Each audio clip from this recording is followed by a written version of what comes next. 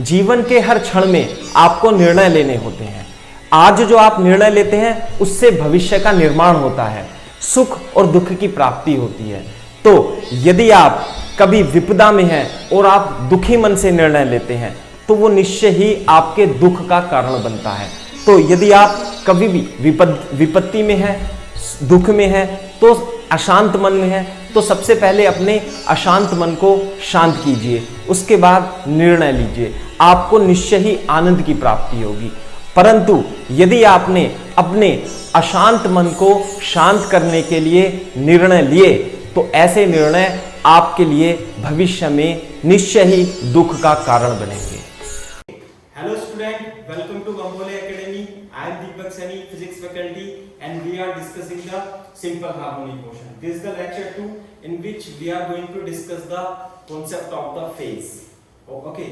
So in the previous lecture we have seen the basic concept of the simple harmonic motion. Let's just recall the concept we have learned in the previous lecture. For example, the displacement of a sinusoidal particle performing SHM is A sin omega t plus phi. This is the standard equation. If phi is equal to 0, the xt displacement of particle performing SHM is A sin omega t. Vt कैसे निकाला था? Differentiation करके dx upon dt का differentiation करके A omega cos omega t. Clear है क्या बात? दूसरा एक्सेलरेशन कैसे निकाला था? d square x upon dt square करके इक्वल टू at है ना dv अपॉन dt से निकाला था और वो कितना आया था? Minus a omega square cos omega t का sin ओमेगा t. क्लियर है क्या बात? और a equal to minus omega square a sin omega t और ये आ जाता है बेटा a equal to minus omega square x.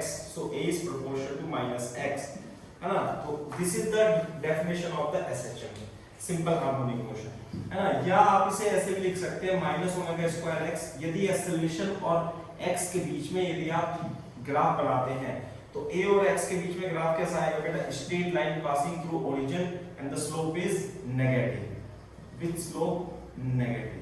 ये तो बेसिक था इसका जो हमने प्रीवियस लेक्चर में पढ़ा था। अब हम सेम सिंपल हार्मोनिक मोशन को समझने की कोशिश करेंगे with the help of the phasor diagram. Okay, phasor diagram और फेज, है ना? तो आप हेडिंग डाल लीजिए, यहां पे लिख लीजिए phase in SHM, phase in SHM। जैसे मैंने आपको बताया था फेज इन SHM, यदि x a sin omega t plus phi लिखा हुआ है तो जो फेज होती है, phase is not phi। What is phase? Phase is the angle of the sine, that is omega t plus phi। ये सारी क्वांटिटी जो होती है वो फेज होती है। इफ t इक्वल टू 0 पर हम फेज निकालें तो ये जो फेज कहलाती है ये इनिशियल फेज कहलाती है। This is called the initial phase. और कितनी हो जाएगी बेटा? 0। तो phi is nothing but the initial phase. ये कांसेप्ट होता है। क्लियर है क्या बात? अब हम फेज के कांसेप्ट को, वैसे तो डेफिनेशन फेज की क्या होती है? तो phase gives the position and the displacement, position and the velocity of the particle performing SHM, है ना? लेकिन मैथमेटिकली जो फेज होती है वो ओमेगा t प्लस phi होती है। इसे हम कैसे समझ सकते हैं? इसे हम दूसरे कॉन्सेप्ट से भी समझ सकते हैं with the help of the vector या फेजर डायग्राम। कैसे? आप हेडिंग डालिए क्या? The motion of the particle doing uniform circular motion, motion of the particle doing uniform circular motion, then the motion of foot of the perpendicular of the particle performing uniform circular motion is considered as simple harmonic motion। कहने का मतलब क्या है? यदि ये कोई circle है ना और इसकी रेडियस कितनी मान लेते हैं बेटा? इसकी रेडियस हम a मान लेते हैं थोड़ी देर के लिए, ठीक है? और t इक्वल टू 0 पर पार्टिकल यहाँ पर है और ये परफॉर्मिंग यूनिफॉर्म सर्कुलर मोशन कर रहा है। यूनिफॉर्म सर्कुलर मोशन, इसकी स्पीड कितनी है बेटा? v। जब वो यहाँ पे जाता है तो इसकी स्पीड कितनी हो जाती है? v। और इस तरीके से v हो जाती है ना? तो it is performing uniform circular motion. If a particle performing uniform circular motion, then the motion of the foot of perpendicular of this particle is called accession. कैसे?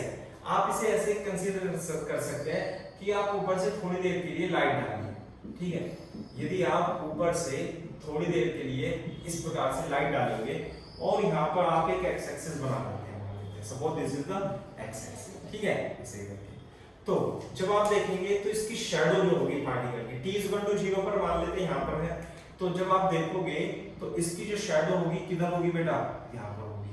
और वो किधर कितनी वेलोसिटी से जा रही होगी? जो इतनी स्पीड है वो इधर से जा रही होगी, ठीक है।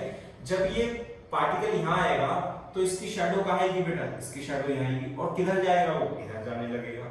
जब वो यहाँ पर आएगा तो यहाँ पे आएगी। और जब वो मैक्सिमम डिस्प्लेसमेंट, ये प्लस ए है तो ये प्लस ए हो जाएगा, ये 0 हो जाएगा, और बेटा ये कितना हो जाएगा? माइनस ए, ठीक है।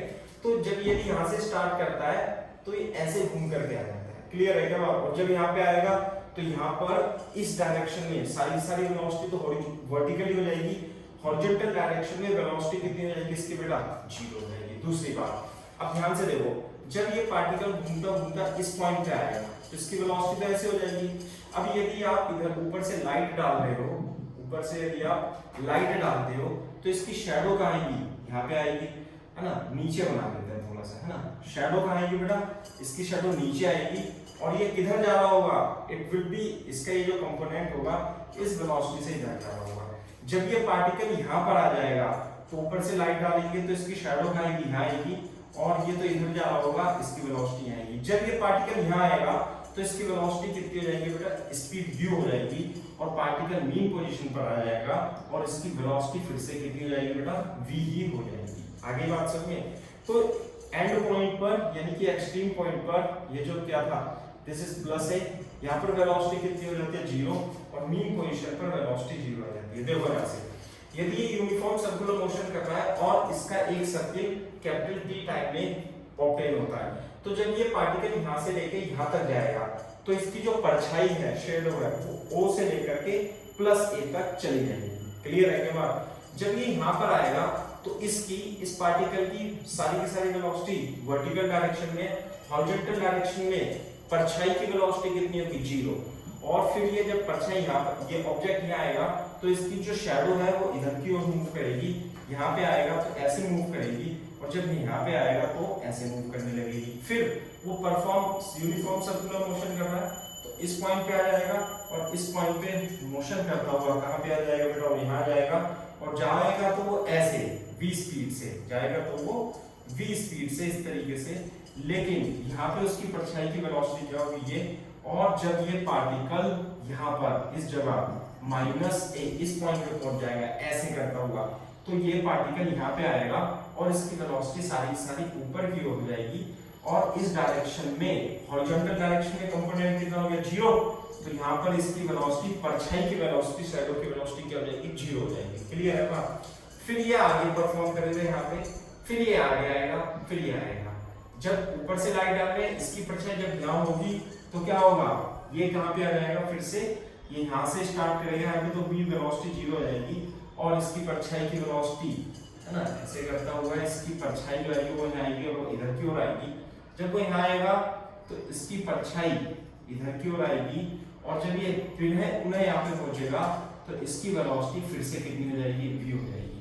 इसका मतलब जब ये पूरा एक चक्कर कैपिटल T टाइम में पूरा करेगा तो ये इसकी जो परछाई है यानी इसकी शैडो जो है वो ऐसे जा करके ऐसे आएगी और फिर ऐसे जाएगी। ये ऐसे जाएगा, ये ऐसे जाएगा, ये यहाँ से लेके यहाँ तक मूव करेगा, ये यहाँ से लेके यहाँ तक मूव करेगा, ये पार्टिकल यहाँ तक मूव करेगा, ये परछाई इसकी शैडो यहाँ तक मूव करेगी, और ये ऐसे मूव करेगा और ये वापस नीचे चली जाएगी। इसका मतलब यहाँ से लेके यहाँ तक का टाइम कितना है बेटा? t/4। तो यहाँ से यहाँ तक का भी टाइम कितना हो गया? t/4। यहाँ से लेके यहाँ तक कितना होगा? t/4। तो ये टाइम कितना हो जाएगा? t/4। इस पॉइंट से इस पॉइंट तक टाइम t/4, और इस पॉइंट से इस पॉइंट तक टाइम, और ये इधर चला जाएगा, ये हो जाएगा t/4। क्लियर है क्या बात? तो if a particle performing uniform circular motion, then the motion of the shadow of the particle is called the simple harmonic motion। दूसरी बात, यही शैडो को ही क्या बोलते हैं? फुट ऑफ द परपेंडिकुलर भी बोल सकते हैं। क्लियर है? के बाद अब ध्यान से देखो, ये तो मैंने चित्र बना दिया आपको, है ना। अब इसे हम एसएचएम कैसे होता है वो हम समझ लेते हैं, ठीक है। आप इसे एक बार कॉपी कर लीजिए, है ना। देखो कैसे होगा एसएचएम। मान लेते हैं हमारे पास ये यूनिफॉर्म सर्कुलर मोशन करता हुआ एक पार्टिकल है ऐसे करके, और ये t इक्वल टू 0 पर तो a पर था, t इक्वल टू 0 पर कहां था बेटा? a पे था। अब यूनिफॉर्म सर्कुलर मोशन कर रहा है ऐसे करके, इसकी ये रेडियस कितनी है a, और यदि इसकी एंगुलर वेलोसिटी हम ओमेगा मान लें तो, और इसकी स्पीड कितनी मान लें बेटा? v, तो बेटा v ओमेगा और a में यानी r, ये रेडियस में क्या रिलेशन होगा? What is omega? Angular velocity, angular velocity. a क्या है बेटा? रेडियस, और v क्या है बेटा? स्पीड। तो क्या रिलेशन होता है? v equal to r omega, v equal to r omega, और v इक्वल टू r की जगह a इनटू ओमेगा, तो ये हो जाएगी स्पीड। तो ओमेगा कितना हो जाएगा बेटा? v बाई a हो जाएगा। Omega is the angular velocity of this particle, और ये कैसी है बेटा? कांस्टेंट है, मान लेते हैं, ठीक है। जब t इक्वल टू 0 पर तो यहां पर था, तो पार्टिकल यहां पर होगा, ये इसकी परछाई जो होगी, ऊपर से हम लाइट डालेंगे ना ऐसे करके, ऊपर से यदि आप लाइट डालोगे तो इसकी परछाई कहां आएगी? यहां पर आएगी, और ये तो हो जाएगा बेटा प्लस ए, ये हो जाएगा माइनस ए, ये हो जाएगा आपका एक्स एक्सिस, ये हो जाएगा मीन एक्सिस। मान लेते हैं आफ्टर t टाइम के बाद ये किसी पॉइंट p पे पहुंच गए, आफ्टर t टाइम, तो ऐसे पहुंच गए, तो बेटा ये एंगल कितना घूमा? थीटा घूमा। क्लियर है क्या बात? तो बेटा यदि ये एंगुलर वेलोसिटी ओमेगा है तो थीटा की वैल्यू कितनी होगी? Theta is equal to omega t होगा। आगे बात सुनिए। दूसरी बात, अब यदि ये पार्टिकल यूनिफॉर्म सर्कुलर मोशन करता हुआ पार्टिकल a से b तक मूव करता है, तो ये बताओ ये जो शैडो है इसकी, पहले तो यहाँ पे थी, अब कहाँ पे आ जाएगी? वो इस पॉइंट पे आ जाएगी। तो ये x डायरेक्शन में कितना मूव करा? x डायरेक्शन में x मूव करा। ये कितना हो गया? ये कितना हो गया बेटा? x हो गया। ये कितना हो गया? x हो गया। ये कितना हो गया? ये भी x हो गया। क्लियर है क्या? ये सारे डिस्प्लेसमेंट कितना हो गया? x। अब यदि इस ट्रायंगल में इसे O है ना, इसे थोड़ा सा a मान लेते हैं ऐसे करके, एम्पलीट्यूड a है, और इसे क्या मान ले? p मान ले, और इसे थोड़ी देर के लिए q मान ले, एम्पलीट्यूड क्योंकि a है। पहले कहां पर था? p पे, अब कहां पर आ गया? q पे। It is better to write. अब इस वाले ट्रायंगल में देखो, इसे p डैश मान लेते हैं थोड़ी देर के लिए। कैसे? इन ट्रायंगल क्या p डैश o q में, है ना, इस वाले ट्रायंगल में ये रेडियस कितनी है? a, तो क्या लगा दो? sin theta. sin theta is equal to what? sin theta is equal to perpendicular upon hypotenuse, that is x upon a। तो बेटा x कितना हो जाएगा? a sin theta. This displacement is a sin theta, और theta की value कितनी थी बेटा? x is equal to a sin omega t is the displacement. इसका मतलब इस पार्टिकल का डिस्प्लेसमेंट कैसे वेरी कर रहा है? a sin ओमेगा t की तरह।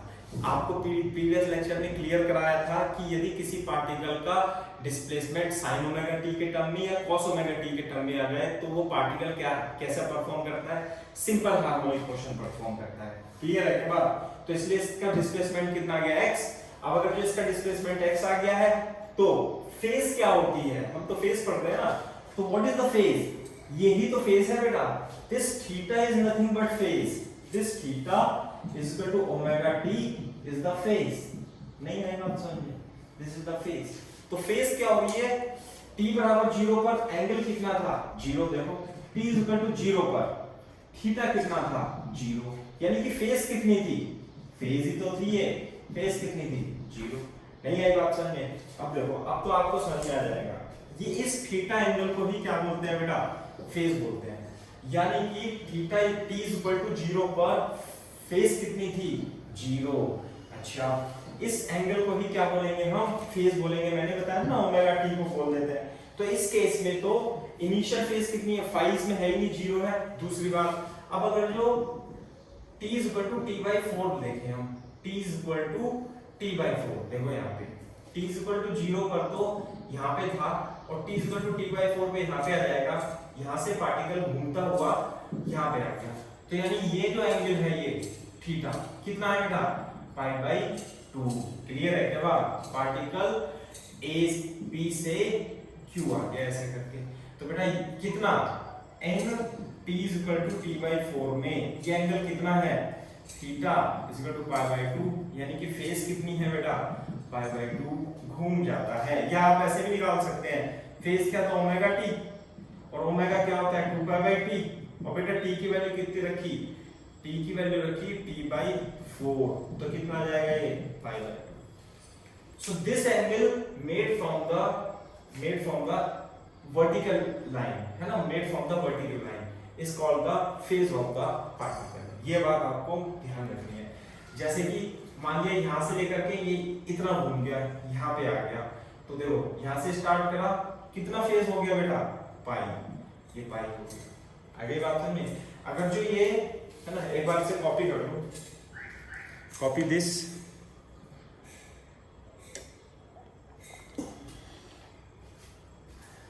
देखो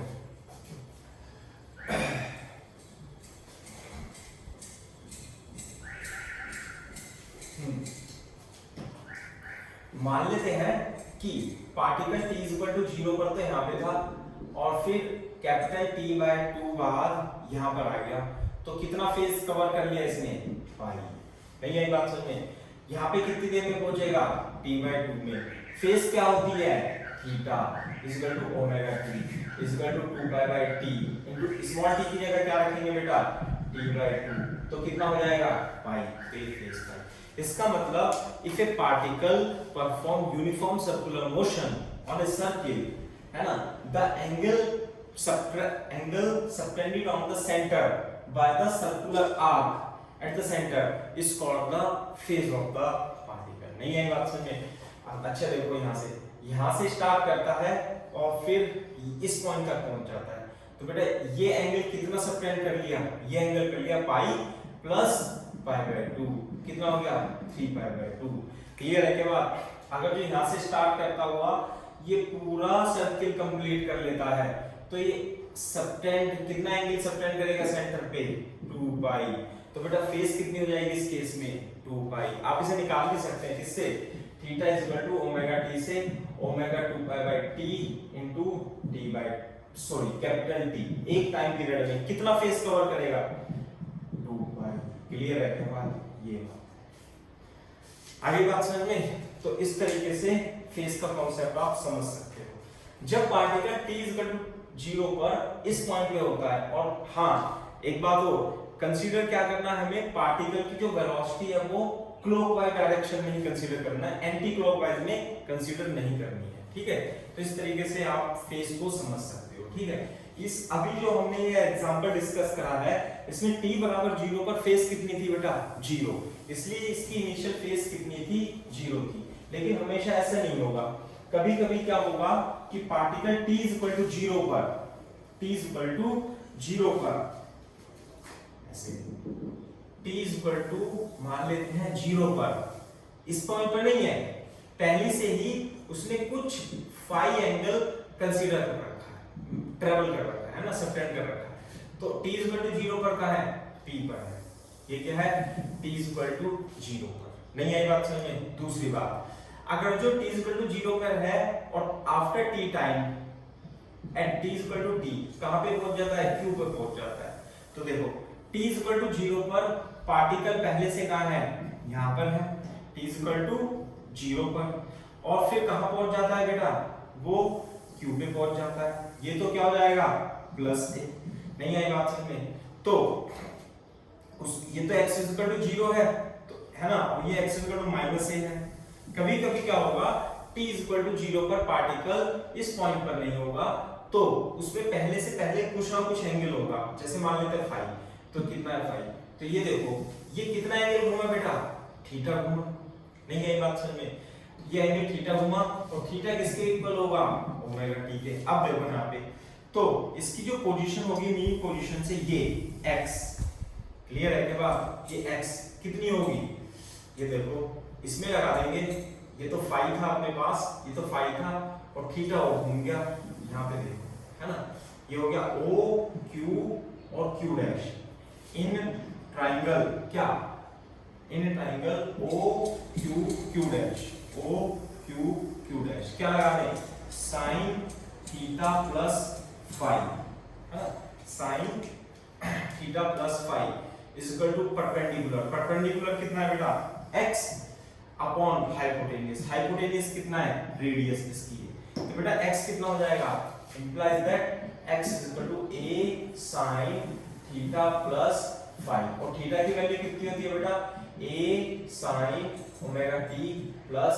five, so this is the x as a function of time t, तो डिस्प्लेसमेंट कितना हो गया जाएगा, x is equal to a sin omega t, इसका मतलब ये जो शैडो मूव करेगा वो कैसे करेगा, this is the standard equation of displacement of the particle performing SHM, तो इसका मतलब t इज इक्वल टू 0 पर यदि ये इस पॉइंट पर नहीं है, पहले से कुछ एंगल उसने सब्ट्रैक्ट कर रखा है, तो एंगल कितना हो जाएगा, साइन के एंगल में ओमेगा t प्लस 5 हो जाएगा, फिर फेज तो टोटल फेज तो बेटा इसे ही बोलेंगे, कितना हो गया ये 5 प्लस थीटा, यानी कि टोटल एंगल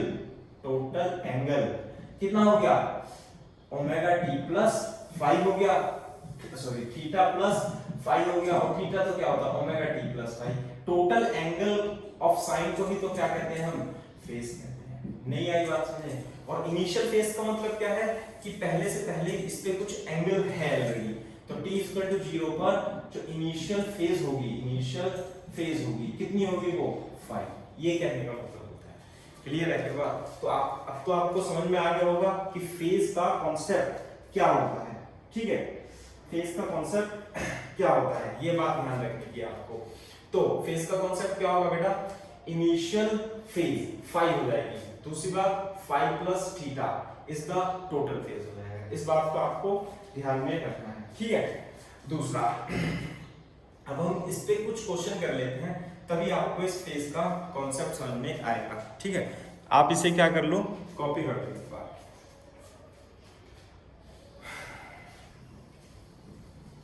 देखो लिखो, एक क्वेश्चन लिखो question, if a particle is performing simple harmonic motion with amplitude 10 centimeter and with time period 8 second, amplitude कितना दे रखा है 10 centimeter and time period कितना दे रखा है 8 second, clear है क्या बात, what you have to find, if particle is find the equation of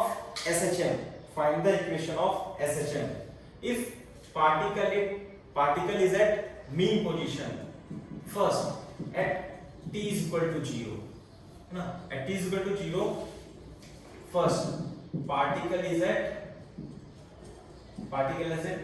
mean position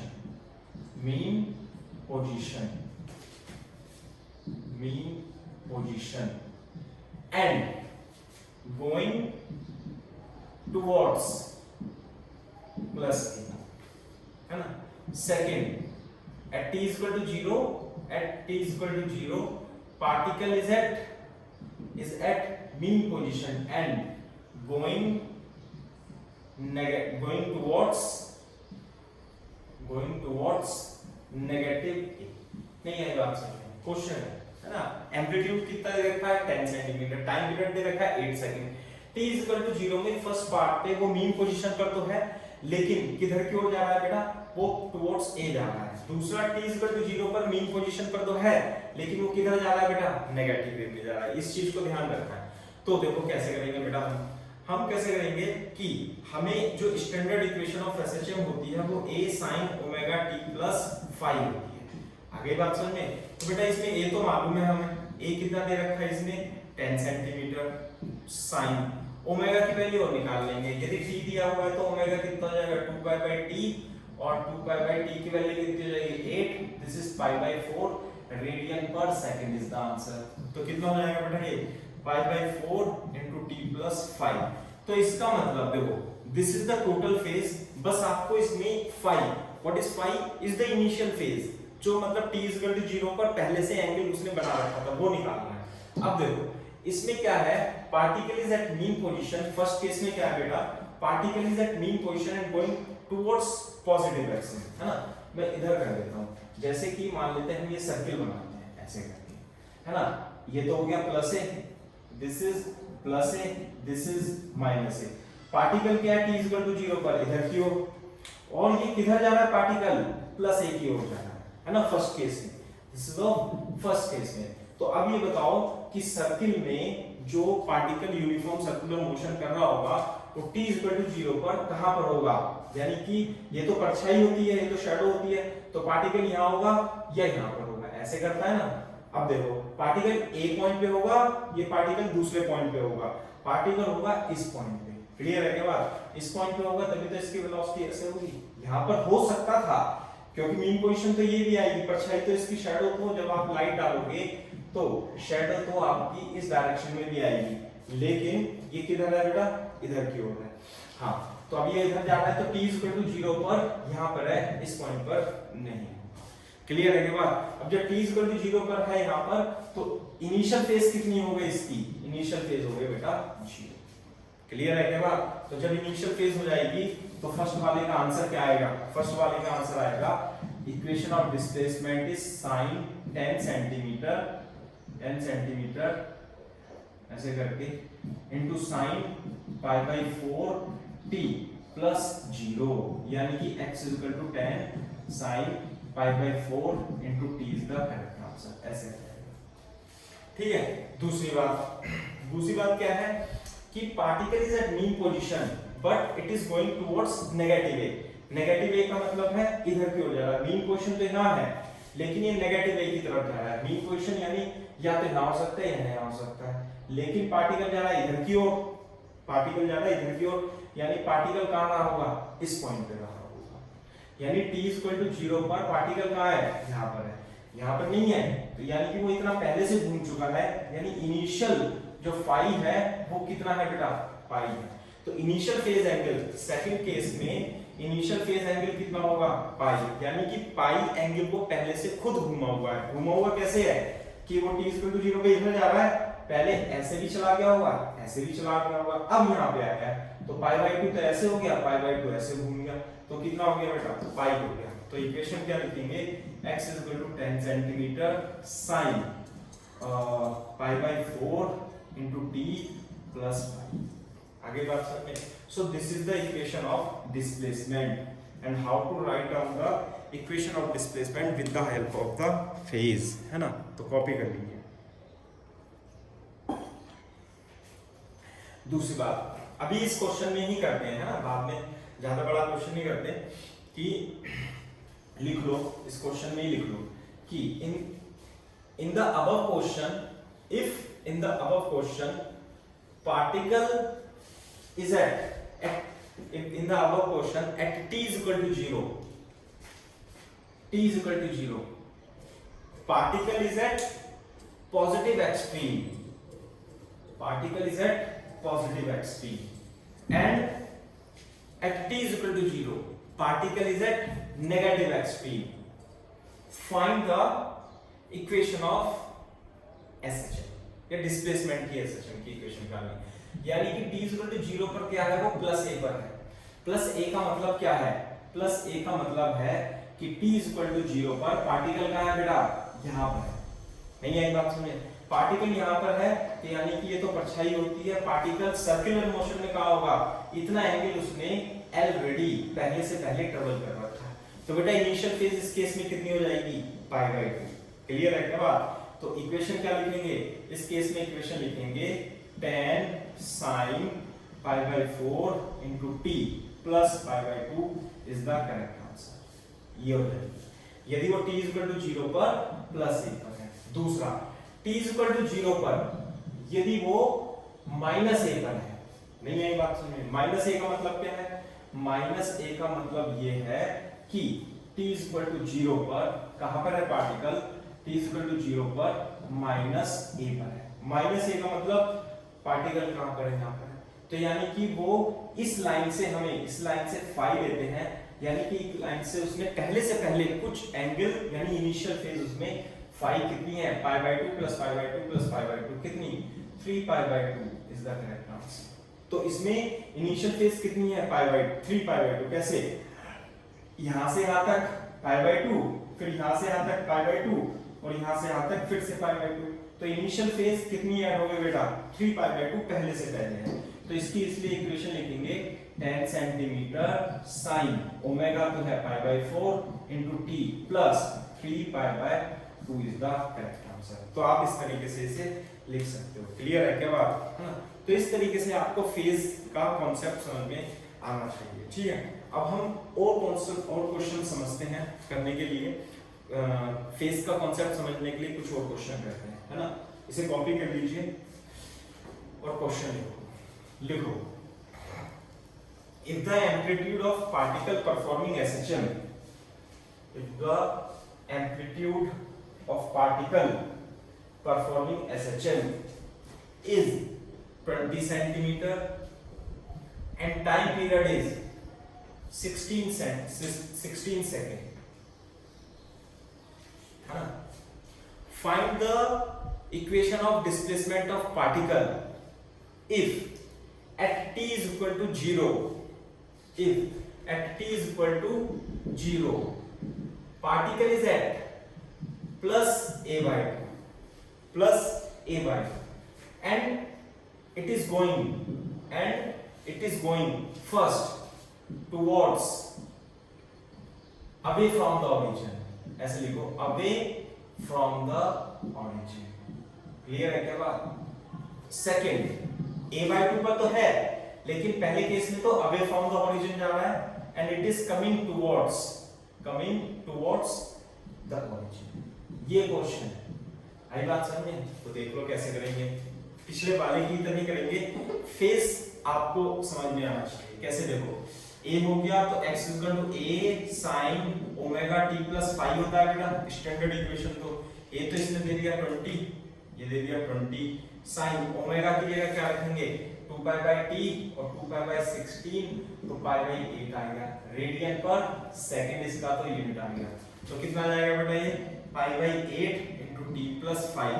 बाकी यही तो केस रह जाता है कि आपको इनिशियल फेज निकालनी होती है। इनिशियल फेज 0 होगी जब सबसे ऊपर होगा, लेकिन यदि वो ऊपर नहीं है, मीन पोजीशन पर नहीं है, तो क्या होगी? कुछ ना कुछ फेज होगी। पहले ये कहां पर है? t 0 पर, ये कहां है? प्लस a by 2 पर है। प्लस a by 2 का मतलब देख लो। प्लस a by 2 का मतलब क्या है कि भाई ये तो हो गया प्लस a और ये हो गया बेटा माइनस a। क्लियर है क्या बात? t 0 पर कहां पर है? ये प्लस a by 2 पर है ना? पहला केस है। t 0 पर कहां है बेटा? प्लस a by 2 पर है। और दूसरा इस ये या तो यहां पर होगा या यहां पर होगा, या ये तो ऐसे जा रहा होगा या ये ऐसे जा रहा होगा। लेकिन इसने क्या लिखा है? It is going away from the origin, origin से दूर। ओरिजिन तो यहाँ पर है और ओरिजिन से दूर जा रहा है। तो इसका मतलब पार्टिकल जो है वो किधर की ओर जा रहा है बेटा? Away from the origin. किधर? It is going towards this side. Clear है क्या बात? तो प्लस a by 2 पर है, लेकिन a by 2 पर है लेकिन जा रहा है इधर की साइड, तो it would not be the condition. Condition क्या होगी? पार्टिकल का होगा t 0 पर जो सर्कुलर मोशन कर रहा है वो इस पॉइंट पे होगा। यानी कि आपको क्या निकालना है? इनिशियल फेज कितनी हो जाएगी बेटा? Initial phase this is the phi is the initial phase. Clear है क्या? तो इनिशियल फेज का निकाल लेते हैं, वैल्यू निकाल लेंगे। कैसे? देखो इस वाले ट्रायंगल, ये देखो ये कितना है? दिस इज a by 2, तो ये वाला कितना होगा? ये डिस्टेंस कितनी? a by 2, तो ये भी डिस्टेंस कितनी हो जाएगी? a by 2। अब ये तो कितना है? a। तो इस ट्रायंगल में OPQ में, इन ट्रायंगल OPQ में क्या लगा दोगे? sin phi। sin phi is equal to perpendicular upon hypotenuse, यानी a by 2 अपॉन a, यानी 1 by 2। और ये कितनी हो गई? मुझे नहीं पता मम्मी से। और ये कितना हो जाएगा बेटा? sin phi is equal to 1 by 2 is equal to sin pi by 6। तो phi की वैल्यू कितनी हो जाएगी बेटा? pi by 6। क्लियर है क्या बात? तो इनिशियल फेज कितनी हो गई? यहाँ पर है पार्टिकल और ये a by 2 है, तो phi कितना आ गया बेटा? pi by 6। तो फर्स्ट केस में x कितना जाएगा? 20 sin pi by 8 into t plus pi by 6 plus pi by 6।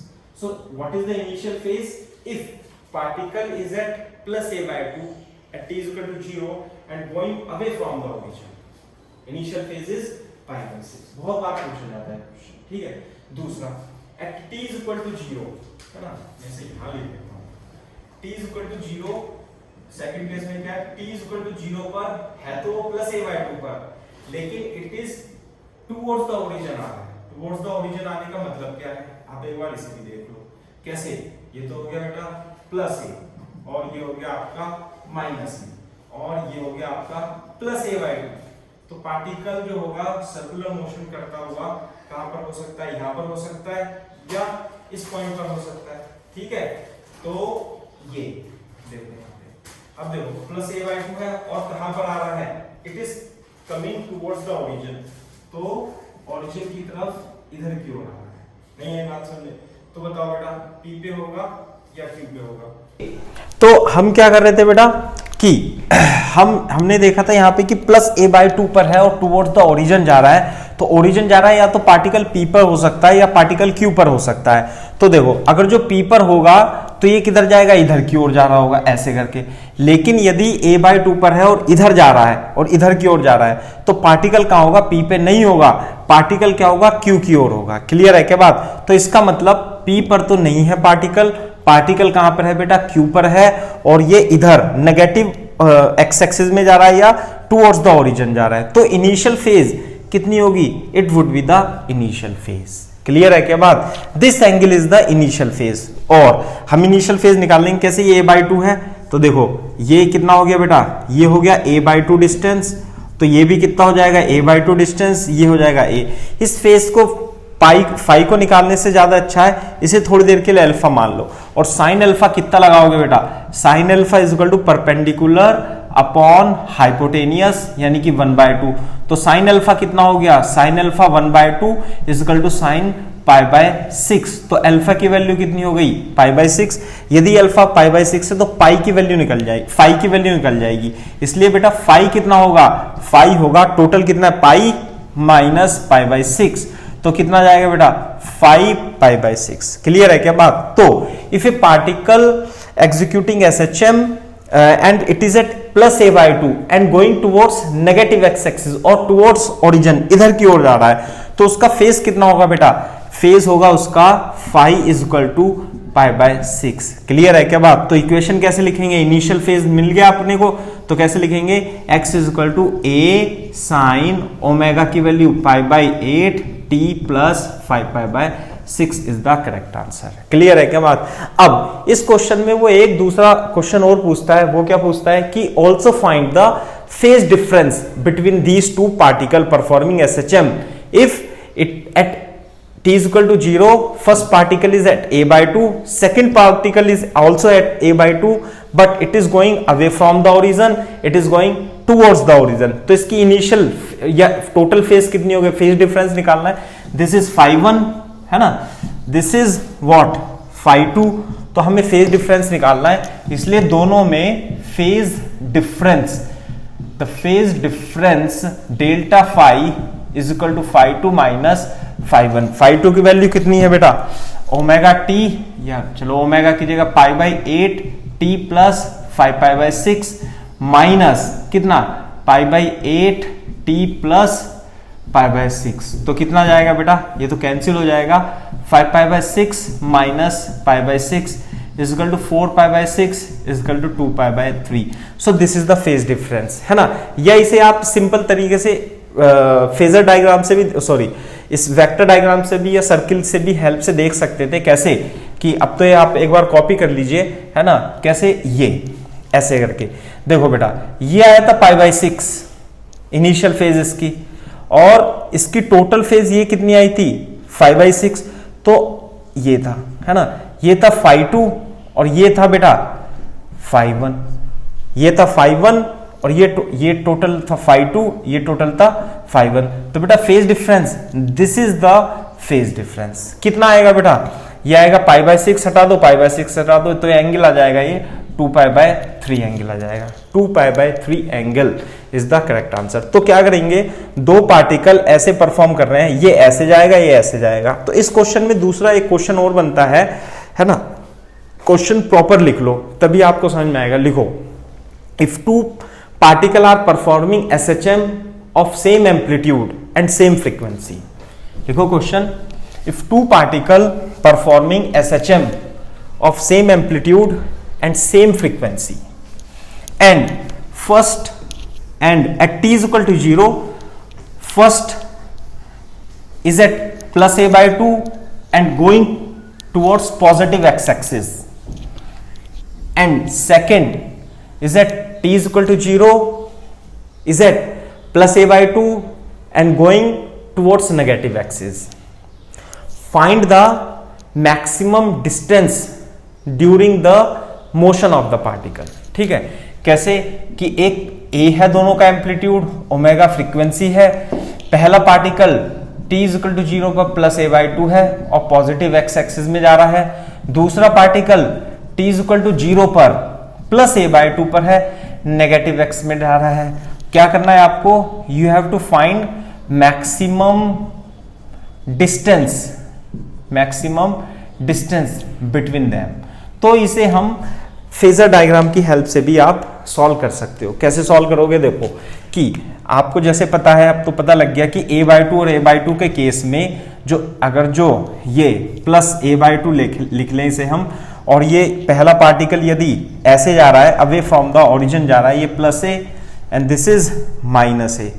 ठीक है बात, तो पहला पार्टिकल तो यहां पर होगा ऐसे करके, और दूसरा पार्टिकल यदि सेकंड इधर की ओर जा रहा है, this is first and this is second, तो दूसरा कहां होगा, यहां। तो ये तो होगा फर्स्ट, इसके करस्पॉन्डिंग सर्कुलर मोशन करता हुआ पार्टिकल, तो यहां पर होगा P होगा, और सेकंड के करस्पॉन्डिंग सर्किल में मोशन करता हुआ पार्टिकल 2 पे होगा। और ये कैसे परफॉर्म कर रहे हैं, ऐसे घूम रहे हैं। तो बेटा देखो, इनके बीच में, अभी इन दोनों के बीच में, पहला तो इधर जा रहा है, पहला इधर चला जाएगा, दूसरा इधर जाएगा, वापिस पहला ऐसे मुड़ के वापस आएगा। तो दोनों के बीच में मैक्सिमम डिस्टेंस क्या होगी, दोनों के बीच में जो फेज डिफरेंस है ना, फेज डिफरेंस कितना आया था, अभी निकाला था हमने कितना, 2 पाई बाई 3। ये जो फेज डिफरेंस है डेल्टा फाई, ये नियत बना रहेगा। कैसे, देखो ध्यान से देखो, ये जो वेक्टर यदि आप बना लो ऐसे, तो पार्टिकल जब घूमेगा तो ऐसे इसका वेक्टर घूमता रहेगा और इसका वेक्टर ऐसे घूमता रहेगा। तो यदि आप इन दोनों को इसे ऐसे करके मान लो, तो ये ऐसे परफॉर्म करेगा, है ना। कैसे परफॉर्म करेगा, ये ऐसे करके है t इक्वल टू 0 पर, और ये ऐसे हो जाएगा। तो थोड़ी देर के बाद ये ऐसे परफॉर्म करेंगे, है ना, दोनों करके।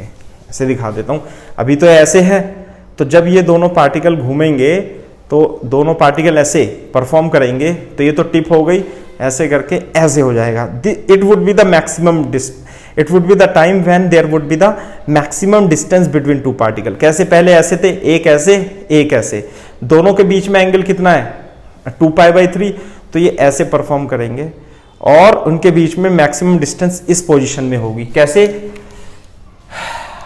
इस तरीके से, ये P वाला पार्टिकल तो आ जाएगा बेटा यहां पर, और Q वाला पार्टिकल मोशन करता जाएगा यहां पर। So it would be the maximum distance between them. Clear है के बाद, ऐसे करके।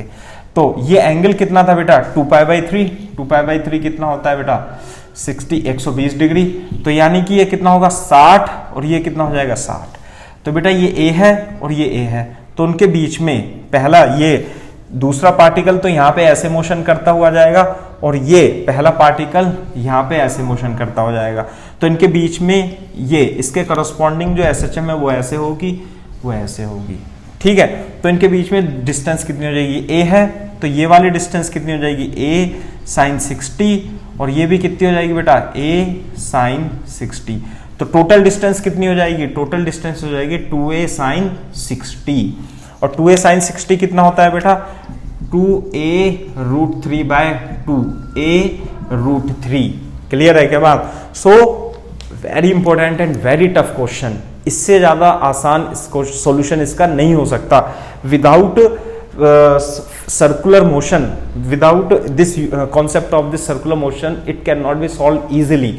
दूसरा तरीका भी है इसका मैथमेटिक्स से सॉल्व करने का, बट हर एक क्वेश्चन इसी से सॉल्व होगा आसानी से। थोड़ा दिमाग जरूर लग सकता है, लेकिन आपको क्वेश्चन समझ में आ जाएगा। ठीक है, a√3 is the maximum distance between two particle if at t is equal to 0 it is at a/2, it is at a/2 going towards positive, going towards negative x axis. This is the concept of the phase. Clear है के बाद इतना concept यदि आप पढ़ ले तो phase का, तो डेफिनेटली मेरे ख्याल से आपको क्वेश्चन समझ में आ जाने चाहिए। सो this is the concept of the phase, है ना। मैं आपको एक बार रिकॉल और करा देता हूं, क्योंकि बेटा ये फेज का जो कॉन्सेप्ट है ये बहुत ही टफ लगता है बच्चों को, इसलिए मैं 5 मिनट के लिए आपको इस कॉन्सेप्ट को दोबारा से रिकॉल करा देता हूं। जैसे कि x is equal to a sine omega T plus phi था, तो फाई तो था initial phase, this is what initial phase, है ना। और ओमेगा और a तो आप निकाल ही लोगे। क्लियर है क्या बात। देखो अब ध्यान से देखो, मान लेते हैं फर्स्ट केस में, अब मैं सर्किल नहीं बनाऊंगा, सर्किल तो आप देख लेना, है ना। कैसे, ये माइनस ए, ये प्लस ए, और ये x इज इक्वल टू 0। यदि t इज इक्वल टू 0 पर पार्टिकल मीन पोजीशन पर है, x इज इक्वल टू 0 पर है और इधर जा रहा है, तो इसका मतलब सर्किल में पार्टिकल कहां पर रहा होगा, सर्किल में पार्टिकल यहां पर रहा होगा, और किधर जा रहा होगा, इधर जा रहा होगा। तो बेटा इसका इनिशियल फाई कितना है, इनिशियल फाई तो 0 है, तो इसमें इनिशियल फेज कितनी हो गई बेटा 0। क्लियर है बात। अब t इज इक्वल टू 0 पर पार्टिकल कहां पर है, particle t is equal to 0 पर इस पॉइंट पर है, इस पॉइंट पर आ गया है। इस पॉइंट का मतलब ये पार्टिकल कितनी फेज इसने ट्रेवल कर ली होगी, इनिशियल फेज कितनी है इसकी π/2। आ गई बात समझ में, ऐसे करके तो इनिशियल फेज हो गई इसकी π/2। दूसरा, at t is equal to 0 पर यदि particle x is equal to 0 पर तो है, लेकिन ये नेगेटिव एक्स एक्सिस में जा रहा है, यानी ऐसे करके ऐसे आ गया, तो यानी कितना एंगल घूम गया बेटा, कहां पर होगा, यहां से लेके इनिशियल फेज यहां पर आ गया। सो this is the particle number 3, और इनिशियल फेज कितनी हो जाएगी बेटा, इसकी हो जाएगी पाई। तो initial phase in this case would be कितनी, फाई। क्लियर है क्या बात। ये पार्टिकल 1, ये पार्टिकल 2, ये पोजीशन 3, 1 2 3। क्लियर है क्या बात। दूसरा, अगर जो t इज इक्वल टू 0 पर, t इज इक्वल टू 0 पर परफॉर्म करता करता पार्टिकल -a पर पहुंच जाता है, ये तो कितने हो गए प्लस a, ये हो गया x इज इक्वल टू 0। कहां, t इज इक्वल टू 0 पर पार्टिकल यहां पर है, यानी कि ये ऐसे गया ऐसे आ गया, तो यानी कि इस सर्किल में देखो कितनी फेज, ये पार्टिकल की पोजीशन क्या होगी यहाँ पे, this is 4, this is particle number 4 या पोजीशन नंबर 4। तो इनिशियल फेज कितनी हो गई इसकी, इनिशियल फेज हो गई इसकी पाई इज इक्वल टू 3π/2। तो इस केस में यदि पार्टिकल यहां पर होता है तो इनिशियल फेज 3π/2 ही होती है। दूसरी बात, अगर जो पार्टिकल दोबारा से यहां तक पहुंच जाएगा तो कितना हो जाएगा, वो मीन पोजीशन पर आएगा और फिर वो टुवर्ड्स पॉजिटिव एक्स एक्सिस में जा रहा होगा, और उसकी जो फेज होगी वो कितनी हो जाएगी 2π। लेकिन साइन ओमेगा टी प्लस 2π को हम कितना लिखते हैं, साइन ओमेगा टी ही लिख सकते हैं, फिर भी इसका जो फेज होगा वो 2π एंगल आगे हो जाएगा। तो इस बात को आपको ध्यान में रखना है, तो इसको कॉन्सेप्ट को आप कॉपी कर लीजिए। ठीक है, ये बात है। मेरे ख्याल से बच्चों आपको कॉन्सेप्ट फेज का समझ में आना चाहिए। क्वेश्चन सॉल्व कीजिएगा तो डेफिनेटली सर्किल बना करके सॉल्व करना, तभी आपको आसानी से कॉन्सेप्ट ऑफ फेज समझ में आएगा। यदि फिर भी कोई डाउट रह जाता है तो लेक्चर को एक बार दोबारा से देखिए, और नहीं समझ में आता है तो आप कमेंट करके मेंशन करके मेरे को व्हाट्सअप कर सकते हैं। I will try to give my best to resolve your problem. ठीक है, okay. So it was the concept of the phase. अब हम डिस्कस करते हैं क्या, concept of energy in SHM. Clear है क्या बात। तो हेडिंग डालिए बेटा, energy in SHM, energy in simple harmonic motion. Energy in SHM कैसे हम करेंगे, मान लेते हैं एनर्जी ऑफ एसएचएम का पढ़ाने का तरीका क्या है, अपन क्या है स्प्रिंग मास सिस्टम की हेल्प से पढ़ाते हैं। तो मान लेते हैं स्प्रिंग है और ये मास है और ये हॉरिजॉन्टल फ्लेयर और फ्रिक्शनलेस फ्लोर पे रखा हुआ है ना। स्प्रिंग का स्प्रिंग कांस्टेंट K है और मास का ब्लॉक M है। ठीक है, तो देखो जब हम इस मास को इसकी मीन पोजीशन से, मीन पोजीशन का मतलब होता है मीन पोजीशन का मतलब होता है नेट फोर्स जीरो, यानी acceleration zero. If this is the mean position, इसे x इक्वल टू जीरो मान लेते हैं। यदि आप इसे ऐसे करके खींचोगे, जब इसे खींचोगे तो स्प्रिंग में क्या होगा बेटा, इलोंगेशन हो जाएगा, थोड़ा सा स्प्रिंग क्या होगी, इलोंगेट हो जाएगी। और कितना इलोंगेशन दिया आपने, x दिया, कैसे, इधर की ओर। ये तो x इक्वल टू जीरो, ये पॉजिटिव x एक्सिस है ना, यहाँ पे आ गया। तो सॉरी ऐसे नहीं करते इसे, है ना, ये ऐसे कर गया। अब देखो, यदि आप इसका इस स्टेज में फ्री बॉडी डायग्राम बनाओगे तो इस पे कितने फोर्स लगाओगे। देखो, एक तो mg लगेगा नीचे की ओर, दूसरा नॉर्मल लगेगा ऊपर की ओर। यदि आप इसे y कंसीडर करते हो तो नॉर्मल और mg वर्टिकल डायरेक्शन में इक्वल होंगे, कैंसिल कर देंगे। लेकिन स्प्रिंग फोर्स की यदि हम बात करें तो स्प्रिंग में इलोंगेशन x है और इसका स्प्रिंग कांस्टेंट k है, तो इस पे एक फोर्स लगने लगेगा स्प्रिंग के द्वारा, और वो लगेगा ये। कितना फोर्स लगेगा बेटा, kx। ध्यान से देखो, डिस्प्लेसमेंट दिया आपने इस डायरेक्शन में, फोर्स किधर लग रहा है, इस डायरेक्शन में। तो net force towards mean position कितना आया बेटा, net force towards mean position, या इन हॉरिजॉन्टल डायरेक्शन में भी आप इसे लिख सकते हो, क्योंकि वर्टिकल डायरेक्शन में तो n बराबर mg हो गया। तो कितना लग रहा है, kx। लेकिन फोर्स इधर है, डिस्प्लेसमेंट इधर है, फोर्स इधर है, एक्सेलरेशन इधर है, एक्सेलरेशन इधर है, डिस्प्लेसमेंट उधर है। ये आ गया आपका net force is equal to kx is equal to minus लगा देंगे। क्यों लगाया माइनस, क्योंकि एक्सेलरेशन तो इधर है, डिस्प्लेसमेंट उधर है। अब देखो यहां से acceleration is equal to k upon m into minus x, तो acceleration is proportional to minus x. इसका मतलब क्या है, acceleration is proportional to displacement and in the opposite direction of the displacement. तो इसका मतलब इसको जब हम छोड़ेंगे तो इसकी मोशन कैसे होगी, सिंपल हार्मोनिक मोशन। कैसे ऑसिलेशन करेगा, ऐसे ऑसिलेशन करने लगेगा। क्यों, acceleration is directly proportional to minus x since, इसलिए मोशन इज SHM।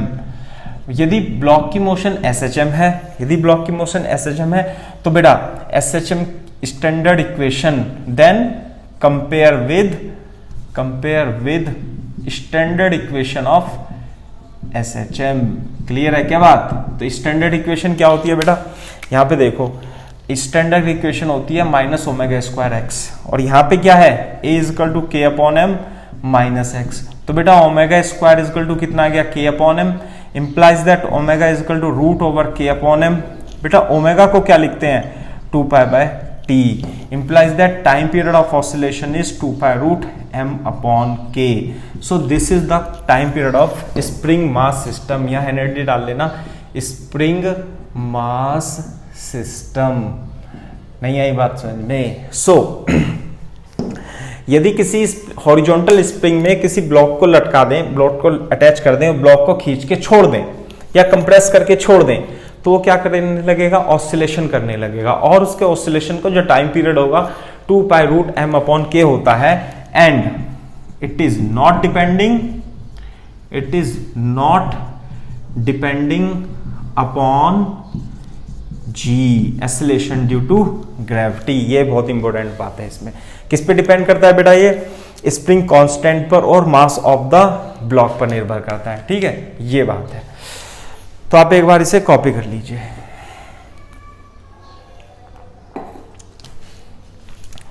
दूसरा, अब हम पढ़ तो रहे हैं एनर्जी, इसी से ही छोटा सा कॉन्सेप्ट हमने बना दिया है, इसकी हेल्प से ही हम क्या करेंगे, एनर्जी का कॉन्सेप्ट डेवलप कर लेंगे। कैसे, जब देखो इस सिस्टम को देखो, यदि आपने इसे सिस्टम को छोड़ करके, इसे खींच करके छोड़ा तो ये क्या करेगा, ऐसे सिस्टम करेगा। तो इसमें कितने टाइप की एनर्जी होगी बता सकते हो बेटा। स्प्रिंग ब्लॉक सिस्टम में जब आपने इसे खींचा तो एक तो इसमें स्प्रिंग की पोटेंशियल एनर्जी होगी, दूसरा क्या होगा, इसमें जो एनर्जी होगी पोटेंशियल एनर्जी होगी और काइनेटिक एनर्जी होगी। तो पहले हम हेडिंग डाल लेते हैं, टोटल एनर्जी क्या होती है, kinetic energy plus potential energy होती है, पोटेंशियल एनर्जी इन SHM। कितनी होगी बेटा पोटेंशियल एनर्जी, पोटेंशियल एनर्जी होगी half k x square. k is what, k is the spring constant, and x is the displacement. यदि इसे मैक्सिमम इसका displacement, ये तो x is equal to 0 plus a और माइनस a है ना, यदि इसका एम्पलीट्यूड कितना है बेटा, एम्पलीट्यूड a है, एम्पलीट्यूड कितना है a, और एंगुलर फ्रीक्वेंसी कितनी हो गई, एंगुलर फ्रीक्वेंसी कितनी निकाली थी, ओमेगा ओवर रूट के बाई एम, ऐसे तो निकाला था है ना, एंगुलर फ्रीक्वेंसी हो गई रूट के बाई एम। तो इसका जो इक्वेशन ऑफ एसएचएम होगी वो क्या लिखेंगे, डिस्प्लेसमेंट की ए साइन ओमेगा टी ही लिखेंगे। क्लियर है क्या बात, ऐसे करके ओमेगा की जगह रूट के बाई एम होती है इसकी एंगुलर फ्रीक्वेंसी, अभी निकाली थी ना। दूसरा A is the amplitude, T is phi initial phase कितनी एज्यूम कर ली इसमें, थोड़ी देर के लिए 0 एज्यूम कर ली, ठीक है। तो पोटेंशियल एनर्जी देखो बेटा, displacement is nothing but the displacement of this block is nothing but function of time t, this is what x as a function of time t. और यदि x is equal to function of time t है तो क्या लिख लेंगे इसे, a square sine square omega t. So potential energy is nothing but it is a function of time t and given by half के square sine square omega T. थोड़ी देर के लिए हाफ के स्क्वायर को मैं क्या मान लेता हूं, a नॉट मान लेता हूं, है ना, a नॉट नहीं e नॉट मान लेता हूं थोड़ी देर के लिए, into sine square omega T. तो ये हो गया, ये हो गया पोटेंशियल एनर्जी। दूसरा, यदि आप यहां से एक इंपॉर्टेंट पॉइंट क्या है, और बहुत ही इंपॉर्टेंट है और ये सवाल सॉल्व करने में बहुत यूज होता है, यदि आप इसे जब हमने सॉल्व करा था तो ओमेगा स्क्वायर बराबर के एम आ गया था और k is equal to m omega square, ये क्या होता है याद रखना है, क्या होता है ये कांस्टेंट, फोर्स कांस्टेंट, क्या होता है बेटा ये फोर्स कांस्टेंट इन एसएचएम, है ना। स्प्रिंग के लिए वैलिड नहीं है, एक टेक्निकल टर्म होती है सिंपल हार्मोनिक मोशन में जिसे हम कहते हैं फोर्स कांस्टेंट, उसकी वैल्यू एम ओमेगा स्क्वायर के बराबर होती है, इसे याद रख लेना आप, ठीक है। तो ये तो हो गया बेटा first point potential energy. Second point क्या है बेटा, काइनेटिक एनर्जी इन एसएचएम। दो टाइप की एनर्जी होती है एसएचएम में, potential energy and kinetic energy. तो काइनेटिक एनर्जी क्या होगी बेटा, half M we square. Clear है क्या बात। तो बेटा v कैसे निकालेंगे, यदि डिस्प्लेसमेंट पता है तो v क्या होता है बेटा, dx upon dt is equal to a omega cos omega t, है ना। तो स्पीड पता, वेलोसिटी पता लग गई, तो यहाँ पे तो स्पीड होती है ये, तो half m a square omega square cos square omega t। दूसरा, अभी मैंने बताया m ओमेगा स्क्वायर को क्या लिख लेंगे k, तो m ओमेगा स्क्वायर मिलकर के क्या आ गया, half k a square cos square omega T. और हाफ के स्क्वायर को थोड़ी देर के लिए क्या मान लिया हमने, इसे थोड़ी देर के लिए ई नोड मान लिया, तो kinetic energy is equal to E naught cos square omega t हो जाती है। So kinetic energy is also a function of time t. और ई नोड कितनी है बेटा, ई नोड की वैल्यू होती है E naught is equal to half के ए स्क्वायर। क्लियर है क्या बात। दूसरी बात, यदि हम टोटल एनर्जी की बात करें, टोटल एनर्जी की यदि हम बात करें तो टोटल एनर्जी क्या होगी बेटा, potential energy plus kinetic energy. तो बेटा पोटेंशियल एनर्जी की हम बात करें तो पोटेंशियल एनर्जी कितनी हो गई, E naught sine square omega T plus kinetic energy E naught cos square omega T. यदि आप इसमें से ई नॉट कॉमन ले लेंगे तो sign square omega T plus cos square omega T. इसका मतलब total energy is nothing but, ये कितना हो जाएगा 1, तो टोटल एनर्जी जो होगी ई नॉट क्या एज्यूम किया था हमने, हाफ के ए स्क्वायर, दिस इज हाफ के ए स्क्वायर, यानी कि टोटल एनर्जी जो होती है वो हाफ के ए स्क्वायर के बराबर होती है और ये कांस्टेंट होती है। क्लियर है क्या बात। And it is equal to constant, so this is the concept of the energy. Clear है क्या बात। आप एक बार इसे कॉपी कर लीजिए, ठीक है। ये है, देखो मैं इसे थोड़ी देर के लिए पोटेंशियल एनर्जी, काइनेटिक एनर्जी, है ना, और टोटल एनर्जी ऐसे लिख देता हूं। अब हम इसे थोड़ा सा इसका मैथमेटिकली एनालिसिस करेंगे। मैथमेटिकली एनालिसिस करके ही आप इसके जो क्वेश्चन आते हैं उन्हें आप समझ जाओगे। थ्योरी तो आसान ही है इसकी, लेकिन यदि आप इसका मैथमेटिकली एनालिसिस नहीं करेंगे तो क्वेश्चन आपको बहुत ज़्यादा समझ में नहीं आएंगे। कैसे? पोटेंशियल एनर्जी देखो बेटा कितनी थी, E naught sine square omega T.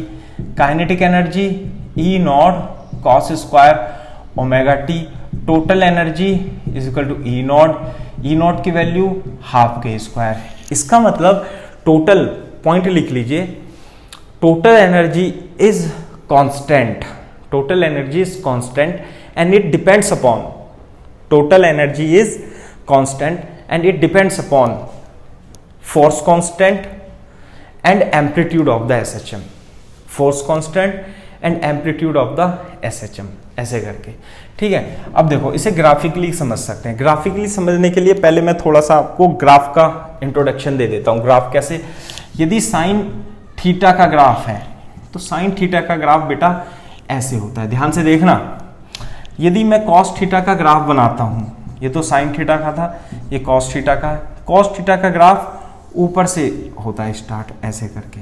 ठीक है, दूसरी बात, यदि मैं आपसे पूछूं कि भाई साइन स्क्वायर थीटा का ग्राफ बनाओ, तो बहुत सारी बुक्स में और टीचर में और बच्चे में भी क्या करते हैं कि इसे ऊपर बना देते हैं। कैसे? ऐसे बना देते हैं, लाइक दिस, ऐसे करके। ठीक है, अगर जो मैं आपसे पूछूं कॉस स्क्वायर थीटा, तो क्या करेंगे, नीचे का पोर्शन ऊपर ले जाएंगे, ये हो जाएगा कॉस स्क्वायर थीटा का। लेकिन there is a very big mistake mathematically in these two graph. ये ग्राफ ऐसे नहीं होते हैं। ठीक है, बात समझ में आई? कैसे होते हैं वो मैं आपको बताता हूं, है ना। जो साइन स्क्वायर थीटा का ग्राफ होता है, साइन स्क्वायर थीटा का ग्राफ बनता तो हमेशा पॉजिटिव ही है, लेकिन वो ग्राफ ऐसे करके होता है। आ गई बात समझ में? इसमें यहां कॉर्नर नहीं होते, ये कॉर्नर नहीं होते। इसी तरीके से ये तो साइन स्क्वायर थीटा का करेक्ट ग्राफ है, ये तो गलत ग्राफ है। इसी प्रकार से कॉस थीटा में भी यहां पर क्या होते हैं, कॉर्नर नहीं होते। क्लियर है क्या बात? कॉस स्क्वायर थीटा का ग्राफ कैसे बनता है? कॉस स्क्वायर थीटा का ग्राफ ऊपर से तो स्टार्ट होगा, लेकिन ये स्मूथ चलता है ऐसे करके। सो this is the cos square theta, this is the correct graph, this is the wrong graph. इस बात को आपको ध्यान में रखना, रख करके उस चीज का हम ग्राफ बनाते हैं। ठीक है, तो एक बार देख लो इसे और फिर अब हम इनका ग्राफ बनाते हैं। देखो ग्राफ कैसे बनाएंगे, कैसे कि पोटेंशियल एनर्जी, यदि आप थोड़ा सा बड़ा सा अच्छा सा ग्राफ बनाते हैं, मैक्स अगर जो आप पोटेंशियल एनर्जी को देखोगे तो E naught square sine square omega T, तो साइन का यहां से तो स्टार्ट होगा, लेकिन कैसे चलेगा बेटा, ये ग्राफ ऐसे चलता है। आ गई बात समझ में? ग्राफ कैसे चलता है, ऐसे। जबकि कॉस स्क्वायर ओमेगा टी का जो ग्राफ होगा वो ऊपर से स्टार्ट होगा, लेकिन इस तरीके से चलेगा। ध्यान देने वाली बात है। ठीक है, तो ये तो हो गया आपका, ये तो हो गया आपकी पोटेंशियल एनर्जी का ग्राफ, और ये हो गया आपका काइनेटिक एनर्जी का ग्राफ, है ना। अब देखो ध्यान से देखो, ये हो जाएगा t इक्वल टू 0, है ना। ये हो जाएगा आपका t/4, ये हो जाएगा आपका t/2, ये हो जाएगा आपका 3t/2। क्लियर है क्या बात? t/4, t/2, 3t/2, है ना। ध्यान से देखो, यदि आप पोटेंशियल एनर्जी को as a function of time t लिखते हो तो E naught sine square 2π/t into T, ऐसे लिखेंगे ना। क्लियर है क्या बात? चलो इसे टाइम के रेस्पेक्ट में भी निकाल सकते हो। और काइनेटिक एनर्जी को क्या लिखोगे बेटा, E naught cos square 2π/t into T लिखेंगे, है ना। अब देखो स्प्रिंग मास सिस्टम को यदि आप कंसीडर करो ऐसे कि if this is the spring mass system ऐसे करके, and this is the mean position, ये मीन पोजीशन है, और ये प्लस ए है, और ये क्या है, माइनस ए। तो यदि t इक्वल टू 0 को आप mean position x equal to 0 में कंसीडर करते हो, तो t इक्वल टू 0 पर स्पीड मान लेते हैं इधर की ओर जा रहा है, t इक्वल टू 0 पर x इक्वल टू 0 पर है, इनिशियल फेज 0 है। स्प्रिंग में वो कितना है, क्या बोलते हैं, इलोंगेशन कितना है 0, तो यानी कि इलोंगेशन 0, स्प्रिंग की kinetic energy 0, t is equal to 0 पर, सॉरी पोटेंशियल एनर्जी 0। यदि आप यहाँ t इज इक्वल टू 0 रखोगे तो पोटेंशियल एनर्जी कितनी आ जाएगी, पोटेंशियल एनर्जी 0 पर आ जाएगी 0। यदि आप t is equal to T by 4 रखोगे तो पोटेंशियल एनर्जी t बाय 4 पर देखो कितनी आएगी, ई नॉट, और ये आएगा आपका sign square 2 pi by T into T by 4। तो कितना आ गया, ये t से t कट गया, पाई बाई 2 आ गया, और साइन पाई बाई 2 की वैल्यू 1 मैक्सिमम एनर्जी। ध्यान से देखो t इज इक्वल टू 0 पर पोटेंशियल एनर्जी कितनी है 0, और t is equal to T by 4 पर पोटेंशियल एनर्जी 0 से क्या हो गई, मैक्सिमम हो गई। क्लियर है क्या बात, कैसे कि t इज इक्वल टू 0 पर इलोंगेशन 0 होगा, और यहां पर t is equal to T by 4 पर ब्लॉक यहां पर आ जाएगा, और इसमें इलोंगेशन मैक्सिमम हो जाएगा, तो पोटेंशियल एनर्जी मैक्सिमम हो जाएगी। वेलोसिटी कितनी हो जाएगी बेटा इसकी 0, है ना। तो अब देखो, तो maximum potential energy, maximum kinetic energy कितनी हो गई, ई नोड, ये रहा ई नोड। ई नोड का मतलब है हाफ के ए स्क्वायर, ये बात हो गई। अब हम बात करते हैं काइनेटिक एनर्जी की। यदि t इज इक्वल टू 0 लेते हो तो काइनेटिक एनर्जी एट 0 कितनी आ गई बेटा, t is equal to 0, cos 0 की वैल्यू 1, है ना। तो काइनेटिक एनर्जी cos 0 की वैल्यू 1, तो एनर्जी कितनी आ गई, ई नोट, यानी t इज इक्वल टू 0 पर काइनेटिक एनर्जी की वैल्यू होगी ई नोड, ये रही। दूसरी बात, यदि इसमें t इज इक्वल टू, ये तो हो गई पोटेंशियल एनर्जी, और t is equal to T by 4 रखोगे तो काइनेटिक एनर्जी t बाई 4 पर कितनी होगी, E naught cos square 2 pi by T into T by 4, और ये आ जाएगा cos square pi by 2, cos pi by 2 कितना होता है 0, तो ये आ जाएगी 0। तो यानी कि t बाई 4 पर काइनेटिक एनर्जी कितनी हो जाएगी 0, ये आ गई 0, यानी कि काइनेटिक एनर्जी डिक्रीज होकर के 0 हो जाएगी और पोटेंशियल एनर्जी इंक्रीज हो जाएगी। वो तो होगा ही, यहाँ t इज इक्वल टू 0 पर काइनेटिक एनर्जी मैक्सिमम स्पीड है ओमेगा, स्पीड कितनी हो गई 0, kinetic energy 0, kinetic energy maximum. दूसरा, पोटेंशियल एनर्जी यहाँ पर 0 और पोटेंशियल एनर्जी मैक्सिमम, फिर वापस आएगा। अब यदि आप इसे t is equal to T by 4 t by 2 पर निकालोगे तो पोटेंशियल एनर्जी t बाई 2 पर, यहाँ पे t is equal to T by 2 रखोगे तो कितना आएगा, E naught sine square 2 by T into T by 2, यानी आधे टाइम पीरियड के बाद एसएचएम करता हुआ मीन पोजीशन पर आ जाएगा, x 0 हो जाएगा, तो ये कितना बच जाएगा बेटा, E naught sine square pi, और साइन पाई की वैल्यू होती है 0। तो पोटेंशियल एनर्जी पहले तो बढ़ेगी, फिर पोटेंशियल एनर्जी फिर डिक्रीज होकर के 0 हो जाएगी। नहीं आई बात समझ में। दूसरी बात, यदि t equal to T by 2 पर काइनेटिक एनर्जी निकालते हो तो कितनी आएगी, E naught cos square 2 pi by T into T by 2 is equal to E naught cos square pi, cos pi -1, और वैल्यू कितनी होती है, ई नॉट। तो काइनेटिक एनर्जी कितनी हो जाएगी बेटा, t बाई 2 पर, फिर इंक्रीज करते हुए बढ़ जाएगी। This is kinetic energy maximum. इसी तरीके से काइनेटिक एनर्जी और पोटेंशियल एनर्जी ऑसिलेशन करती रहती है, ये पीरियडिक फंक्शन है। Kinetic energy is a periodic function, potential energy is also periodic function.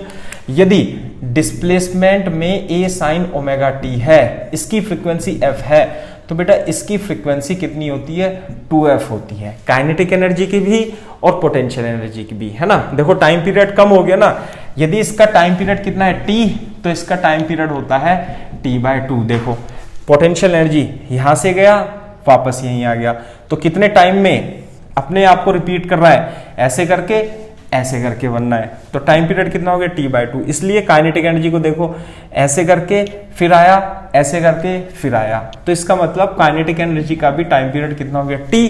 अगर जो टाइम पीरियड आधा हो गया तो फ्रीक्वेंसी कितनी हो गई, दुगनी हो गई।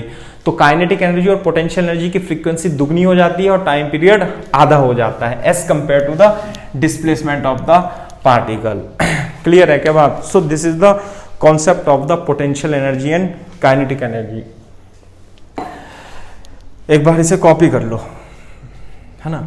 अब सेम कॉन्सेप्ट को हम, अच्छा एक मिनट, अभी तो काफी कुछ रह गया है इसमें।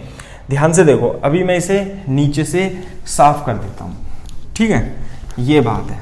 तो अब ध्यान से देखो इसे कि कुछ पॉइंट ऐसे हैं इसमें कि ये वाले पॉइंट है ना, ये पॉइंट, ये पॉइंट, ये पॉइंट, ये पॉइंट, कि काइनेटिक एनर्जी और पोटेंशियल एनर्जी क्या है, इक्वल है।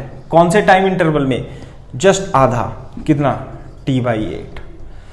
यहां पे कितना आएगा 3T/8, यहां पे कितना आएगा 5T/8। कैसे, T/8 पर काइनेटिक एनर्जी और पोटेंशियल एनर्जी सेम है, 3T/8 पर 5T/8 पर निकाल भी सकते हैं। क्या क्वेश्चन आता है, find the time when kinetic energy and potential energy are equal in SHM। Find time when kinetic energy बराबर पोटेंशियल एनर्जी। तो कैसे करेंगे, काइनेटिक एनर्जी निकाल लेंगे, E naught cos square omega t, E naught sine square omega t, cut गया, कितना बचा, tan square omega t equal to 1। नहीं आई बात समझ में, तो कैसे निकालेंगे, tan स्क्वायर ओमेगा टी बराबर 1 होता है, तो ये कितना लिख दें इसे, इज इक्वल टू कितना, tan omega T, tan omega T कितना हो जाएगा, π/4 है ना, ओमेगा टी π/4 होगा, या कितना हो जाएगा पाई माइनस, कैसे tan का ग्राफ ऐसे होता है, π/4, पाई माइनस π/4 यानी 3π/4, 5π/4 एंड 7π/4, ऐसे करके आ जाता है। क्लियर है क्या बात। तो अब देखो इसे क्या लिख देंगे, 2π/t into T is equal to π/4, 3π/4 and 5π/4। ये आता कैसे है, साइन 45 की वैल्यू 1 होती है ना, और साइन 3π/4 की वैल्यू -1 होगी, लेकिन स्क्वायर है इसलिए 1 आ जाता है। ये स्टैंडर्ड रिजल्ट होता है, इसे आपको याद करना पड़ेगा। नहीं याद करना है तो 0T/4 के बीच में T/8, देखो कैसे आएगा, ये आएगा T इज इक्वल टू, पाई से तो पाई उड़ जाएगा, तो ये आ जाएगा T/8 है ना, ये कितना आएगा 3T/8 and 5T/8 and so on. So these are the time when kinetic energy and potential energy are equal, T/8 पर, 3T/8 पर, 5T/8 पर। आ गई बात समझ में। दूसरा कॉपी कर लो एक बार इसे, हम काइनेटिक एनर्जी और पोटेंशियल एनर्जी को ही कंटिन्यू करते हैं, ठीक है। टोटल एनर्जी तो क्या आएगी, हमेशा कांस्टेंट ही आ जाएगी, है ना।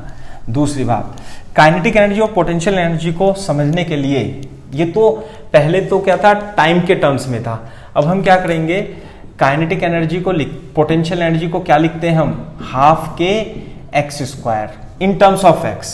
Energy is in terms of x, potential energy half के x square, kinetic energy half M we square, लेकिन वी का फॉर्मूला हमारे पास कितना था, A square minus x square था। तो देखो कैसे लिखेंगे, हाफ एम वी स्क्वायर को omega square A square minus x square. So this is nothing but potential energy as a function of x, and this is nothing but kinetic energy as a function of x. नहीं आई बात समझ में। यदि हम total energy निकालें, total energy यदि आप निकालना चाहते हो, टोटल एनर्जी क्या आएगी बेटा, potential energy plus kinetic energy. Potential energy कितनी थी, हाफ के एक्स स्क्वायर, काइनेटिक एनर्जी कितनी थी, हाफ, अच्छा हाफ, एक मिनट गलत लिख दिया ना, हाफ के एक्स स्क्वायर, और इसे क्या लिख लेंगे, इसे लिख लेंगे एम ओमेगा स्क्वायर। के को क्या बताया था मैंने, एम ओमेगा स्क्वायर लिख लो, हाफ के ए स्क्वायर माइनस एक्स स्क्वायर भी लिख सकते हैं। तो काइनेटिक एनर्जी को क्या लिखेंगे, हाफ के ए स्क्वायर माइनस एक्स स्क्वायर। ध्यान से देखो, अब ध्यान से देखो क्या कि ये वाली टर्म कैंसिल हो जाएगी और बचेगा क्या, हाफ के स्क्वायर। वही थी, यही तो थी, हमने टोटल एनर्जी से ई नॉट एज्यूम किया था, नहीं। तो इसका मतलब टोटल एनर्जी तो कांस्टेंट होती है, चाहे उसे आप एक्स के टर्म में रिप्रेजेंट करो जैसे ये किया हुआ है, या आपने जैसे पहले टाइम के टर्म में रिप्रेजेंट किया था वैसे करो, है ना। आप एक बार इसका ग्राफ जरूर बना लेते हैं, देखो कैसे, ध्यान से देखो।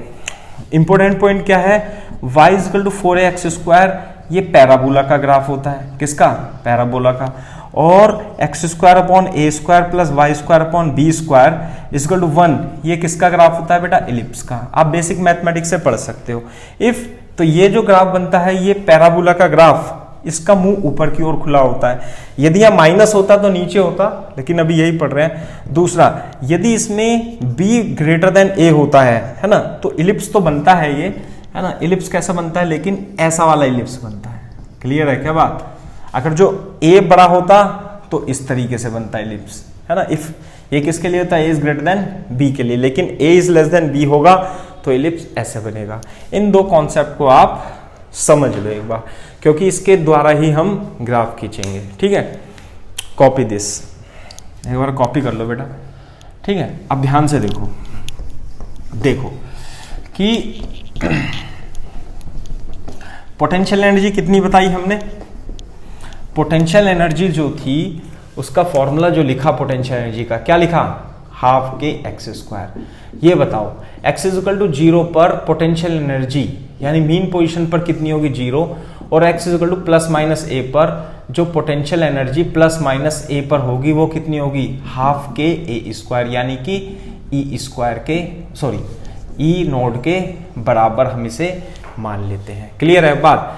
Kinetic energy as a function of x अभी अभी लिखा है, कैसे, हाफ के ए स्क्वायर माइनस एक्स स्क्वायर लिखेंगे। क्लियर है क्या बात। अब यदि x बराबर 0 है तो काइनेटिक एनर्जी 0 पर यानी कि मीन पोजीशन पर x 0 रख देंगे तो कितना हो जाएगा, हाफ के ए स्क्वायर, और ये कितना हो जाएगा, ये ई नोट के इक्वल हो जाता है। दूसरा, यदि आप इसमें x equal to plus minus A रख देते हो तो kinetic energy plus minus A रखोगे तो x की जगह प्लस माइनस ए रखोगे तो ए स्क्वायर हो जाएगा, ए स्क्वायर माइनस ए स्क्वायर 0, तो एनर्जी आ जाती है 0। इस चीज को ध्यान में रखते हुए, है ना। तो ये देखो, ये potential energy is equal to half के एक्स स्क्वायर, ये कैसा है, पैराबोला। क्लियर है। ये देखो kinetic energy is equal to कितना लिखें, kinetic energy is equal to half के x square, kinetic energy is equal to half के ए स्क्वायर से अंदर मल्टीप्लाई कर ली इसे, और ये हो जाएगा हाफ के एक्स स्क्वायर। क्लियर है क्या बात। अब मैं काइनेटिक एनर्जी प्लस हाफ के x square is equal to half के ए स्क्वायर लिख सकता हूं इसे। क्लियर है क्या बात। और दूसरा, काइनेटिक एनर्जी को क्या लिखेंगे अपन, है ना, काइनेटिक एनर्जी को हाफ एम वी स्क्वायर भी लिख सकते हैं। कैसे, यदि आप इसमें से डिवाइड कर दो, kinetic energy divided by half के ए स्क्वायर प्लस, है ना, x square upon a square is equal to 1, ये आ गया। देखो नहीं आई बात समझ में। सो this is the kinetic energy. Clear है क्या बात। तो काइनेटिक एनर्जी और ये क्या हो गया, एक्स स्क्वायर। अब देखो ये तो ए है, हाफ के ए स्क्वायर, और ये कितना हो गया, ए स्क्वायर। क्लियर है क्या बात। तो ये कैसा ग्राफ आएगा काइनेटिक एनर्जी का, काइनेटिक एनर्जी ये तो आएगा पैराबोला, ये कैसा आएगा बेटा, इलिप्स आएगा। कैसे, it would be equal to ellipse, है ना। तो काइनेटिक एनर्जी क्या होगी, इलिप्टिकल वे में, लेकिन ये तो क्या है, एक मिनट, ये इलिप्स नहीं होगा, ये इलिप्स नहीं होगा, ये कैसा होगा बेटा, ये तो पैराबोला ही होगा। कैसे, kinetic energy is equal to half के ए square minus x square, this is also parabola not ellipse, है ना। वेलोसिटी होती है पैराबोला में, हाफ एम वी स्क्वायर में, yes, this is also equal to parabola. लेकिन पैराबोला कैसा है, ये डाउनवर्ड पैराबोला है, ध्यान रखना। तो हम देखो बनाते हैं, एक बार ध्यान से देखना, दोनों का बनाते हैं, ये एक्स और ये पैराबोला। पोटेंशियल एनर्जी को खींचते हैं, तो पोटेंशियल एनर्जी का ग्राफ कैसे बनेगा बेटा, पैराबोला बनेगा। x इज इक्वल टू 0 पर पोटेंशियल एनर्जी कितनी है, 0, और x is equal to plus A और माइनस ए पर जो पोटेंशियल एनर्जी हो जाएगी वो कितनी हो जाएगी बेटा, ई नोड हो जाएगी। ऐसे करके यहाँ पे देख लो आप, x इज इक्वल टू 0 पर पोटेंशियल एनर्जी 0, मैक्सिमम कहाँ होगी, प्लस ए और माइनस ए पर, जब ये यहाँ पर होगा। क्लियर है बात। जबकि इसमें x is equal to plus minus A पर वेलोसिटी कितनी हो गई, 0, और x इज इक्वल टू 0 पर मैक्सिमम हो जाएगी काइनेटिक एनर्जी, और ये पैराबोला है, और कैसा है बेटा, डाउनवर्ड पैराबोला है। क्लियर है क्या बात। और ग्राफ कैसे बनेगा इसका, इस तरीके से बनेगा। नहीं आई बात समझे। So this is the graph of potential energy, this is the graph of kinetic energy. नहीं आई बात समझ में।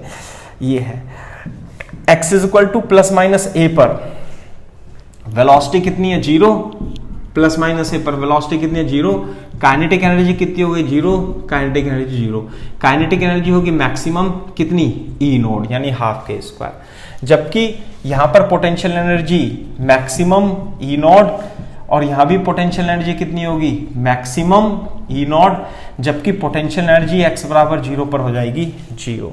नहीं आई बात समझे? So this is the graph of the kinetic energy and potential energy. Total energy यदि आप निकालोगे तो मैंने बता दिया वो कांस्टेंट के बराबर होती है, और टोटल एनर्जी कितनी आती है बेटा, इतनी आती है ना। इन दोनों को जोड़ लो किसी भी पोजीशन पर, यहाँ पर तो उतनी आती है, ठीक है। दूसरी बात, कुछ पॉइंट ऐसे होंगे यहाँ पर, 2 पॉइंट है ना, इस पॉइंट पर और इस पॉइंट पर, कि काइनेटिक एनर्जी और पोटेंशियल एनर्जी क्या सेम होगी। वो देगा आपसे find the position of the particle performing SHM where the kinetic energy and potential energy are same. Kinetic energy potential energy को सेम कर देंगे तो आंसर आ जाएगा। काइनेटिक एनर्जी कितनी है, हाफ के ए square minus x square, potential energy half के x square, K से के कट गया, A square minus x square is equal to x square, 2x square is equal to A square and x is equal to what, plus minus A upon root 2। इसका मतलब यहां plus ए upon root 2 पर और यहां plus minus A upon root 2 पर kinetic and potential energy कितनी है, equal है, यानी कि कितनी हो जाएगी E/2, इक्वल है तो आधी आधी हो जाएगी, यानी E/2 हो जाएगा। इसके अलावा वो थोड़ा सा क्वेश्चन और पूछ लेता है। क्वेश्चन क्या पूछ लेता है कि also find the position from mean position of the particle from mean position where kinetic energy is 2 times the potential energy. तो कैसे निकालेंगे, kinetic energy is 2 times the potential energy. Question देगा वो आपको। तो काइनेटिक एनर्जी कितनी होती है, हाफ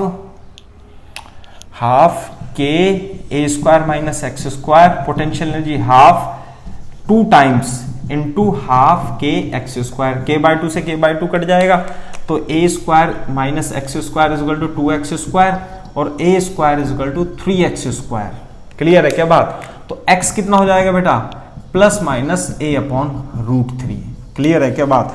तो x is equal to plus minus A root 3 पर, ये तो ए रूट 3 है, बड़ा होगा तो छोटा और हो जाएगा, यानी कि यहां पर होगा ऐसे करके, है ना, ये पॉइंट होंगे, ठीक है। तो प्लस ए अपॉन रूट 3 और माइनस ए अपॉन रूट 3। तो जो पोटेंशियल एनर्जी है ये और काइनेटिक एनर्जी है ये। क्लियर है क्या बात? ये तो हो गई पोटेंशियल एनर्जी, ये हो गई total kinetic energy. So kinetic energy is 2 times the potential energy. तो इस तरीके से आपको काइनेटिक एनर्जी और पोटेंशियल एनर्जी के क्वेश्चन कर लेने हैं। क्लियर है क्या बात? तो डिफरेंट टाइप के क्वेश्चन पूछते हैं। तो इस लेक्चर में हमने फेज सीखा, फेज पर आधारित क्वेश्चन किए और स्प्रिंग मास सिस्टम की हेल्प से energy in SHM that is kinetic energy and potential energy का कॉन्सेप्ट समझने की कोशिश की। यदि आप इस कॉन्सेप्ट कम समझ में आता है तो दोबारा से एक बार इसे प्रॉपर वे में देखिए, साथ में अपनी टेक्स्ट बुक से आपसे पढ़िए, है ना, तो डेफिनेटली आपको समझ में आएगा। नेक्स्ट लेक्चर में हम क्या करेंगे, बहुत इंपॉर्टेंट लेक्चर है, आप उसे मिस मत कीजिएगा, कंप्लीट वॉच कीजिएगा। क्या, combination of spring mass system, है ना, और हम सिंपल पेंडुलम नेक्स्ट लेक्चर में, पूरे लेक्चर में कंप्लीट कवर करने की कोशिश करेंगे। Thank you.